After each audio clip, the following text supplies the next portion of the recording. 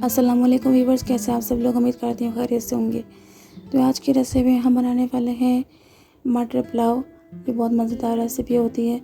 Channel पर new है तो चैनल सब्सक्राइब करना मत भूलिएगा। वीडियो पसंद आए तो लाइक एंड शेयर करें और कमेंट करके ज़रूर बताइएगा आपको आज की रेसिपी कैसी लगी। तो रेसिपी स्टार्ट करते हैं बिस्मिल्लाह पढ़ के, ठीक है। तो रेसिपी स्टार्ट करने से पहले हम यहाँ पर जो है पहले चावल जो है ले लेंगे। बासमती राइस हैं, 1 किलो लिए हैं मैंने इसको और इनको भिगो के रख दिया है अच्छी तरीके से वॉश करके 2-3 पानी में। अब मैंने ऑयल डाल लिया है, 3 से 4 टेबल स्पून मैंने ऑयल लिया है। साथ ही सारे जितने भी गरम मसाले वो सारे हम ऐड करेंगे।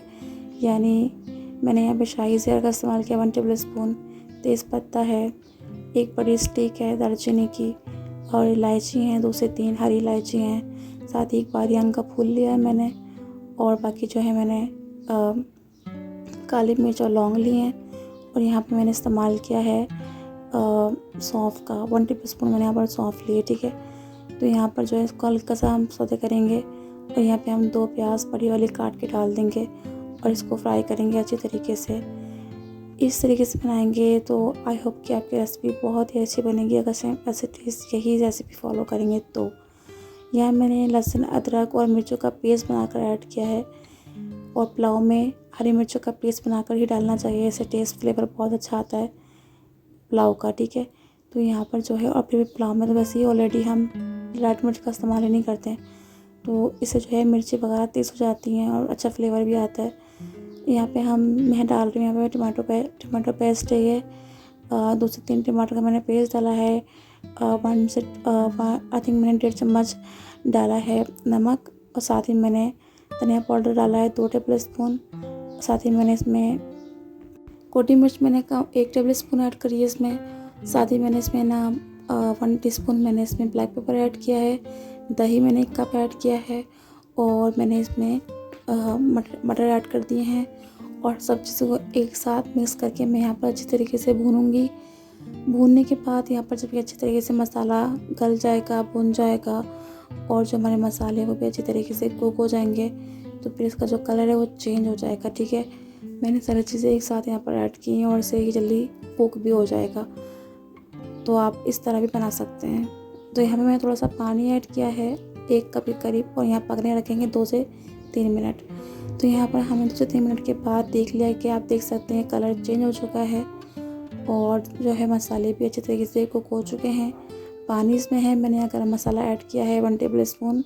तो यहाँ पर इसको अच्छी तरीके से मिक्स करेंगे, और ये जितने मसाले हमने इसमें ऐड किए हैं सारे मसाले का अलग अलग फ्लेवर है, बहुत ही मज़ेदार बनते हैं ये।